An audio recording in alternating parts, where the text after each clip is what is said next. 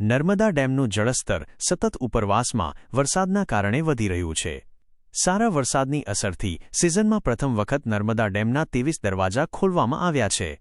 નર્મદા નદીમાં 4,46,451 ક્યુસેક પાણી છોડવામાં આવ્યું છે.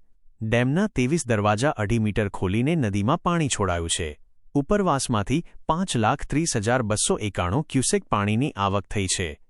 ભરૂચ, નર્મદા, વડોદરા જિલ્લાના 27 ગામોને એલર્ટ કરવામાં આવ્યા છે. નર્મદા ડેમની મહત્તમ સપાટી 138.68 મીટર છે અને હાલમાં જળસ્તર 135.93 મીટર પર પહોંચ્યું છે. ડેમમાંથી પાણી છોડાતા ભરૂચમાં નર્મદા નદીનું રૌદ્ર સ્વરૂપ જોવા મળી રહ્યું છે.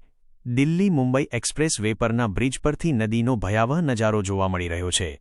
ભરૂચમાં નદી કાંઠાના વિસ્તારોમાં એલર્ટ આપવામાં આવ્યું છે. વધુ વરસાદ થશે તો સ્થિતિ વધુ ખરાબ થવાની શક્યતા છે. તાપીના ઉકાઈ ડેમની સ્થિતિ.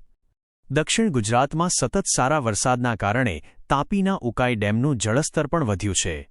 ઉકાઈ ડેમના 12 દરવાજા ખોલવામાં આવ્યા છે. તાપી નદીમાં 1,63,148 ક્યુસેક પાણી છોડાઈ રહ્યું છે. ઉકાઈ ડેમની જળ સપાટી 337.90 ફૂટ પર પહોંચી છે, જેના કારણે તાપી નદી કાંઠાના ગામોને એલર્ટ કરવામાં આવ્યા છે. ઉકાઈ ડેમ 83.41% ભરાયો છે.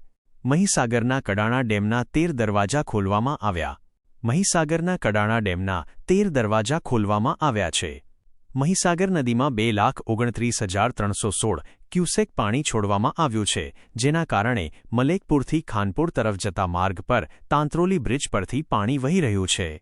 મહીસાગરના કડાણા ડેમના 13 દરવાજા ખોલતા નદી કાંઠાના ગામોને એલર્ટ કરી દેવામાં આવ્યા છે.